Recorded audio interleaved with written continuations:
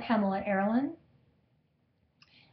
I'm here today to give a brief introduction and also to welcome you to your conference, to offer my immense gratitude that you're using my process of oral alchemy in your lives. I'm incredibly humbled and immensely grateful for my connection to your country and to your people, especially the indigenous peoples of your lands who have come such a long way and struggled for so long with many different core beliefs that actually were connected to my heart and caused me to write this process. So I'd like to give you a little bit about my background and why I'm connected so much to the people in Mongolia. I have been connected to Mongolian culture and your people for as long as I can remember. I've always had a strong pull towards the land, the pull towards the spiritual value and the cries from your land have been in my heart for as long as I could recollect it. And of course, I'm from America, and I was raised in a religious background where my parents basically, if I would tell them what I was seeing in my visions and in my dreams about Mongolia, they would say, you know, you live in a southern, rural, tiny town in the middle of nowhere in the United States. You're never going to go to Mongolia. So you need to get that out of your little head right now. But I persisted and wanted to find out why I was so connected.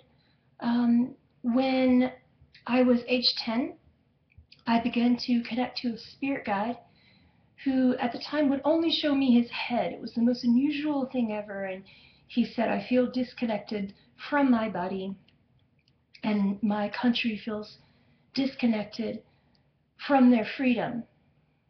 And I said, how?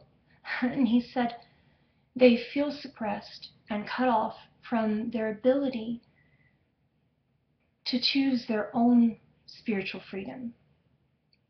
They are suppressed. And that particular spirit guide won my heart. I never asked him his name, wasn't really relevant, but he's been with me since then. And he's told me everything that I know today about your culture and about the beautiful souls within each of you. He's told me so much about the core beliefs you carry in your lives related to suppression and control, and feeling isolated and restricted. And he has been a dominant driving force in helping me create the Aura Alchemy process, because he wanted to teach you how to replace these limiting core beliefs with more positive healing core beliefs that would embody liberation in particular. That is a big, dominant feeling signature and core belief that he would like for me today to tell you about. He is happy that the country is much more liberated at this point than he knew in his time. And he wants that to continue. And he doesn't want the country to lose sight of that freedom. However, there's an underlying tone of spiritual suppression that he wishes to eliminate and replace with peace and liberation and the right to make your own choices in your spirituality without condemnation. That is why he is with me. I honestly did not ask or even bother to figure out who he was until one day I asked for a picture, and he said, I said, well, I don't know how I'm going to get a picture of you if you're this ancient of a being that's around me. I know you're an actual person in Mongolian history, but I don't quite know why you chose me. And he said, because you were my wife. And I said, oh, no, no, I'm taken. I'm married. And he said, yes, but you are the Dakini mother. And I said, no, I actually have many reincarnations of many beings within me, and I'm not aware of that one. And he said, well, no, you wouldn't be yet. And at this point in time, I said, if you really wish for me to believe anything that you're saying, because despite the fact that I'm a spiritual being, I'm also a logical being, and I need to understand. So I asked his name, and I couldn't pronounce it. And he said, you can call me Khan. This was right at the beginning of the time when many of you began to follow me. And I said, I do have a Mongolian guide, but I'm so sorry, I don't know his name. He just calls himself Khan. But at this point in time, here recently, when he began to tell me that he is around me based upon the aspect within me that is a reincarnation of his late wife, he said, I have a spiritual responsibility to make sure that you continue to follow the reasons why you chose to reincarnate, and that you get to Mongolia. And I said, okay, well, tell me the name of this person that, that you think is within me. And I was able to pronounce it a little bit. He said, her name is Tasinden.